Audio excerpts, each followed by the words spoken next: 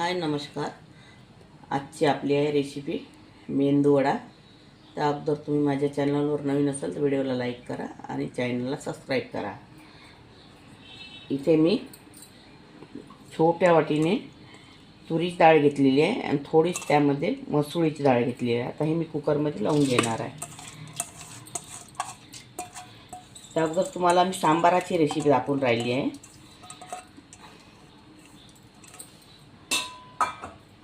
आणि वांग, एक वांग घेतलेला आहे कापून, एक दोडका घेतलेला, अर्धा दोडका घेतलेला आहे कापून,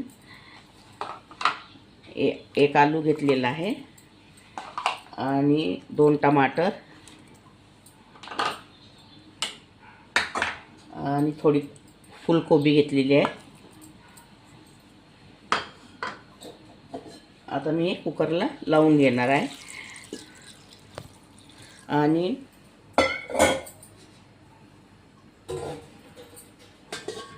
ही जी डाळ आहे ही उडदाची डाळ घेतली होती मोठ्या वाटीने आणि थोडी त्यामध्ये मी मुगाची डाळ टाकलेली आहे. यामध्ये मी 2 लसणाच्या कळ्या आणि 2 मिरची टाकून ही डाळ मी बारीक करून घेणार आहे. आता पुढची प्रोसिजर मी तुम्हाला नंतर दाखवते. यामध्ये हा सांबार टाकायचा. आता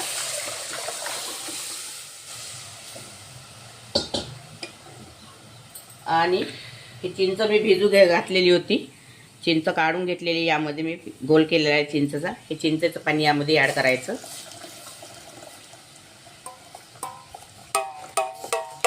याला गाळून घ्यायचं.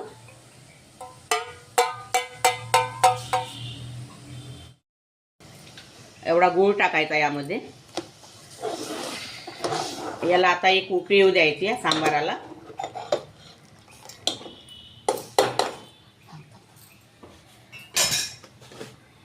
आणि हा सांबार मसाला आहे, मी घरीच केलेला आहे. सांबार मसाला मी रेसिपी व्हिडिओ टाकलेला आहे, बघून घ्या. हा सांबार मसाला आहे, हा यामध्ये ॲड करायचा.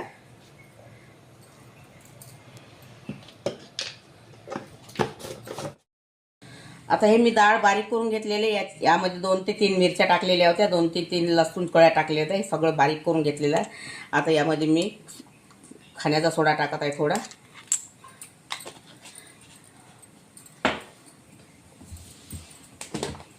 आणि स्वादानुसार मीठ. बाकी काहीच टाकायचं नाही यामध्ये. स्वादानुसार फक्त मीठ टाकायचं थोडं.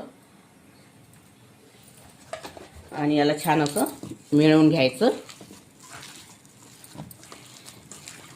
आणि डाळ बारीक करताना पाणी वगैरे काही टाकायचं नाही, कारण तो मेंदूवडा जमत नसते मग पातळ झाल्यावर. बिना पाण्याने डाळ थोडी थोडी बारीक करून घ्यायची आहे. आता सांबार वडा असा करायचा. हातावर घ्यायचं आणि असं होल पाडायचं, असं तेलामध्ये सोडायचं. थोडा पाण्याचा हात घेत जायचं, नाहीतर ही डाळ हाताला चिकटत असते.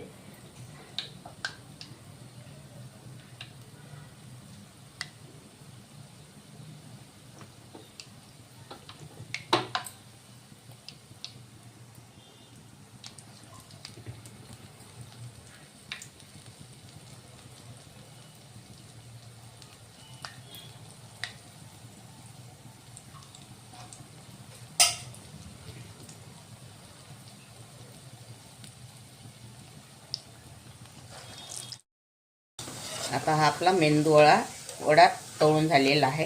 हे बघा, छान क्रिस्पी.